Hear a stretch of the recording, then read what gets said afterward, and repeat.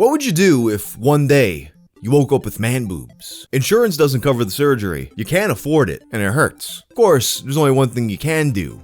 Cut them off yourself. The internet is littered with stories of people who performed all kinds of surgical procedures on themselves. And it almost always turns out how you'd expect. So for today's video, let's take a look at some people who performed medical procedures on themselves with varying degrees of success.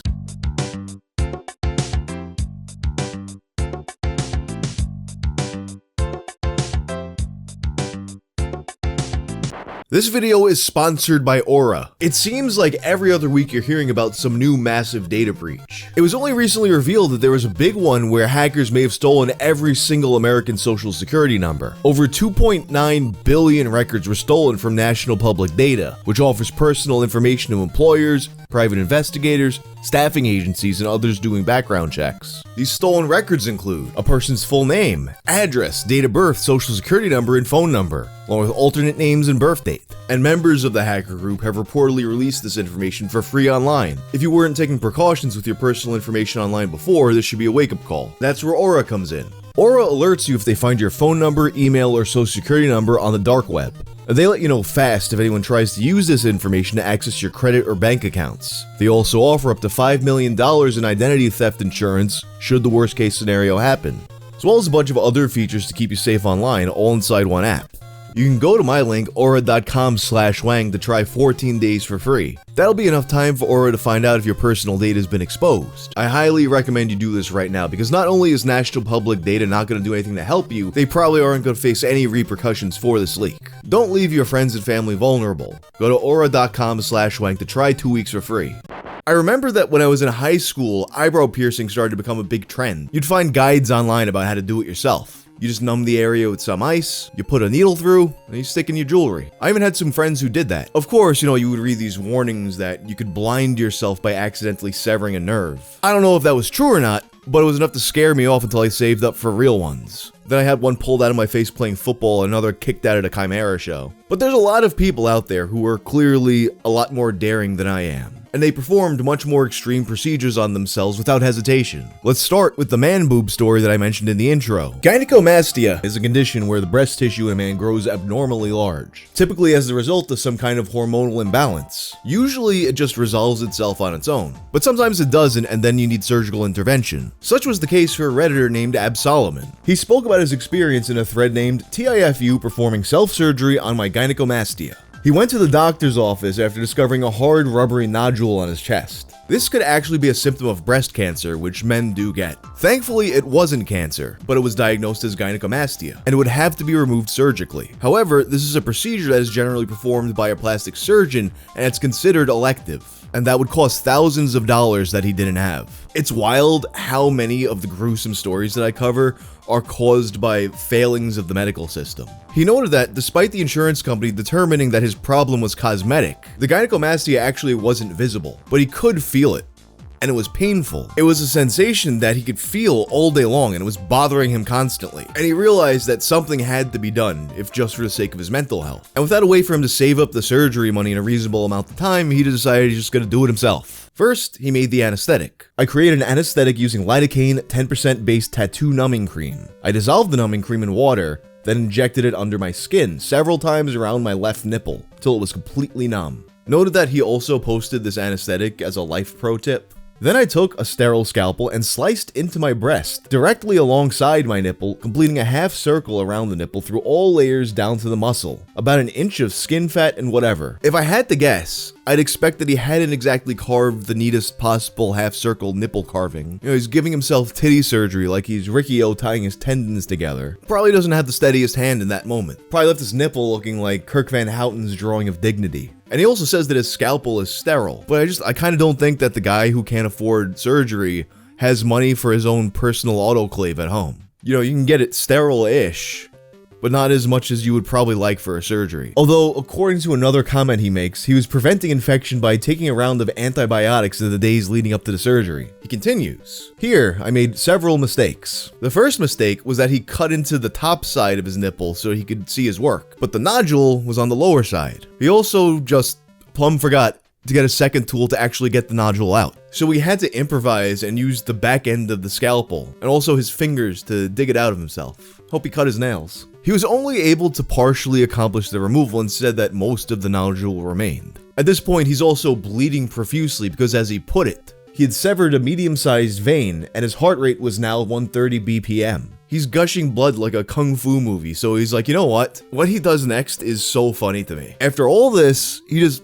goes to the hospital and has them stitch him up. He's like, you know what? I just chopped up my own man boob. Now you guys fix it. Maybe he was hoping that they would just grab the rest of it while they're in there. But I'm guessing he didn't have to pay out of pocket for this because now this is no longer cosmetic. Now he's in the middle of a medical emergency. The next day, the swelling has gone down, and he feels the degree to which the nodule is still mostly there. Although now it's not attached directly to the nipple. TLDR performed self-surgery to remove lump in breast and did not get it all. I love the framing of this, that the mistake isn't that he mangled himself, it's that he didn't get it all. So the commenters are like, dude, what's wrong with you? To which he replies that he's actually done this before. He's removed sebaceous cysts and itchy moles. He taught himself how to do these kinds of surgeries through YouTube videos. Admitting this caused a bunch of commenters to say that perhaps the issue is actually a mental one and you feel compelled to operate on yourself. In any case, he states that once this is healed up, he plans to go back in and get the rest. He also promised pictures and videos of the next attempt, which never came because he just completely abandoned the account a few days later. The next story takes us to Korea in the 80s. The story of a woman named Han Hae-kyung, aka Han Miyoku. Han Miyoku was born in the early 60s to a very poor family who struggled to make ends meet.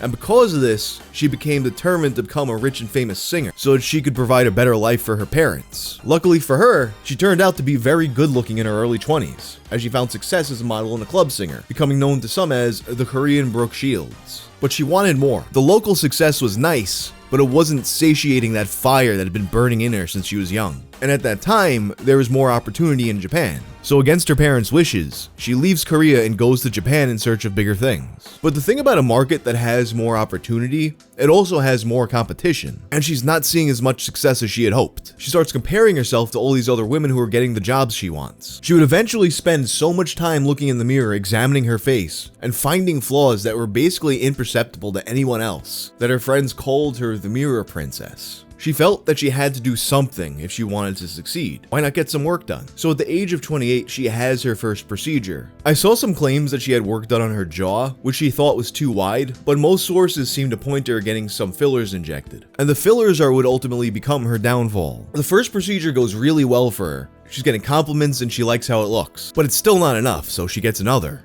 And then she gets another. It gets to a point where she's not only spending all of her money on surgery, she's also taking out loans to get procedures. And at a certain point, these operations start to get really visible negative side effects, to a point where surgeons are refusing to work on her. And honestly, they probably should have started doing this way before, but people like money. Some surgeons even told her that her problem was mental and not physical. And at some point, she actually did literally start hearing voices in her head telling her to get procedures done. And once she got them done, they would be temporarily silenced. In any case, now in this condition, she's getting no jobs. And now she's broke because she spent all of her money on plastic surgery. So she's forced to return home to her parents, and they don't even recognize her at first. They immediately bring her to a doctor who also determines that this is actually a mental health issue, and she receives medication to treat the mental health issue. But of course, the treatment proves to be too expensive and she's forced to stop it. And when she stops it, the compulsion returns. When she started getting these surgeries, it was to get a competitive edge in the entertainment industry, but now the entertainment industry is the furthest thing from her life. The surgeries have become an end into themselves. And really, this story shows you how addiction isn't necessarily always something that comes from a drug and it can sneak up on you. So now she's searching out procedures in Korea and the doctors are all still refusing her. But eventually, she does manage to find one shady doctor who'll do it. In fact, not only does he perform the procedure, he provides her with a supply of silicone to inject and shows her how to do it herself. Eventually, the supply runs out and she can't afford it anymore. So she starts looking for other stuff she can use. She tries things like moisturizing lotion, cooking oil, and even cement. This, of course, completely deforms her face because these materials are nothing like medical grade silicone. Some of it hardens into lumps, some of it migrates down into her neck. Now the neighborhood children make fun of her and they call her the fan lady because she has a skinny body and a big head that resembles a fan. She doesn't want to be subjected to this ridicule day in and day out, so she becomes a bit of a recluse. She can't get a job, but she's continually clashing with her parents. So she moves out with what little money she has left. And with no one left in her life now to even try to help her, she completely hits rock bottom. But being an extremely conspicuous person, her story starts to spread locally. Then in 2004, a Korean TV show covers her story. The hope was that they could raise money for her surgery and find a doctor who could try and do something. And sure enough, the Korean audience was touched by her story and managed to donate enough for her to get 10 procedures. Throughout these procedures, several pounds of foreign substances were removed from her face. The size of her head was significantly reduced. Now there are some other side effects to the procedures, particularly slurred speech, and she couldn't blink anymore. Although she was left with these side effects and they weren't able to completely restore her looks to normal, she did become more comfortable being able to go out into the world, and it was reported in 2013 that she was working at a thrift store called The Beautiful Shop. But where is she now? According to a lot of the coverage I saw, she passed away in December of 2018. According to some, she took her own life. Some claim that she died of a random illness, and others claim the truth has never been revealed by her family. With this story in particular, I found a lot of discrepancies in the different coverage. Some of it was specific dates were different. In other reports, there was no shady doctor, and injecting herself was her own idea. Some sources said that she contacted the TV show herself and asked them for help. A lot of these discrepancies can be chalked up to people playing a massive online game of telephone with the story, and a lot of it is probably due to translation issues. Like, several of the more thorough articles I saw appeared to be Korean translated to Chinese translated to English, and some of them even included pictures of women who weren't her. For some reason though, it also seems like a lot of weird AI generated stuff is latched onto this story. For example, I couldn't find any articles that were specifically about her death, but I could find a bunch of sites that sell school essays that have pieces about her death and talking about how it's a cautionary tale. And perhaps the strangest of all, I found multiple sites claiming that she's married to Beau Biden, and they have 2 kids, Hunter Biden and Natalie Biden. Beau Biden, of course, is Joe Biden's son who died in 2015. Natalie is Beau's actual daughter, and Hunter, of course. You know Hunter. I am very confident in saying that none of this is true. I have no idea why the bots and AI think this. Perhaps it latched onto a joke someone made at some point and thought it was real. Perhaps it scraped the news site that happened to talk about the Bidens and this story on the same day. But in the history of me doing this channel, I don't think I've ever seen another story that was this fraught with so many different conflicting and usually obviously wrong stories. This last story takes us to Mexico, and thankfully this one has a happy ending. On March 25th of 2000, a 40-year-old pregnant woman went into labor. She lived in a very remote part of Mexico, and the nearest hospital was roughly an 8-hour drive away. It was getting late, and her husband was out drinking with no way to contact them. There was no way that she was getting to this hospital in time.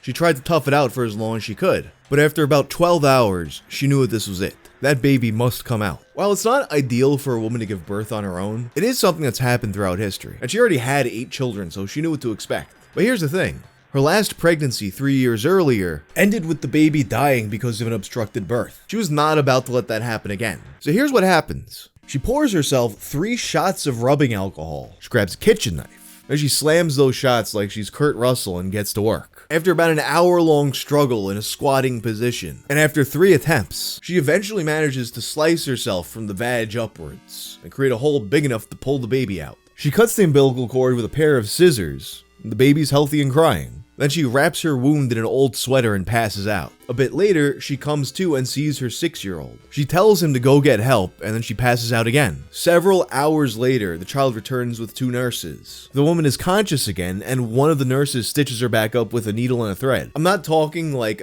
some kind of medical grade needle and thread. I'm talking a needle and thread like you would mend a pair of pants with. She's driven to that faraway hospital in the city, where they find that despite there being nothing remotely sterile involved, there's no infection, and her organs are completely unharmed. Then they close her up with the real stuff, give her antibiotics, and her newborn leave the hospital a week and a half later with no problems. In March of 2004, 4 years after the incident, 4 of the doctors who handled the situation published their findings to the International Journal of Gynecology and Obstetrics. Self-inflicted cesarean section with maternal and fetal survival. They noted that at this point, there are no other known cases where a woman performs a cesarean section on herself and survived. For reasons that are extremely obvious, the story began to receive attention. A few months later in June, the Associated Press would catch up with this woman who was identified as Inez Ramirez Perez, and her now 4-year-old son, Orlando, who at the time of the interview was healthy and playing with his dog in the yard. When asked what drove her to such an extreme, she had this to say: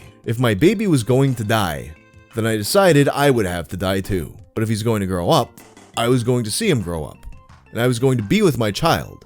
I thought that God would save both our lives. She also noted that she was confident enough to do what she did because of her experiences with slaughtering livestock. I guess it's kind of the same thing. And also she warned that nobody else should try to do this. Obviously there is some skepticism towards her story because there were no eyewitnesses of her having done this, but as AP noted, all the doctors who saw her at the hospital are fully convinced that the story happened exactly as she tells it. One of the doctors that dealt with her when she arrived at the city hospital, Dr. Honorio Galvan, could not believe that someone did this without anesthesia and didn't die. He also noted that this could potentially tell us something about human immune systems. That she survived so much pain and developed no infections may tell us that there are populations with an innate resistance so strong that they can tolerate what urban groups can't. It's an incredible response of the human body. And I know there's probably some of you watching that are like, hey, maybe I'm one of the ones that has this super resistance. If you're watching this video, that is probably not you. But anyway, that's all for now. If you like this video, turn on notifications and check out my video about the people who sat so long that their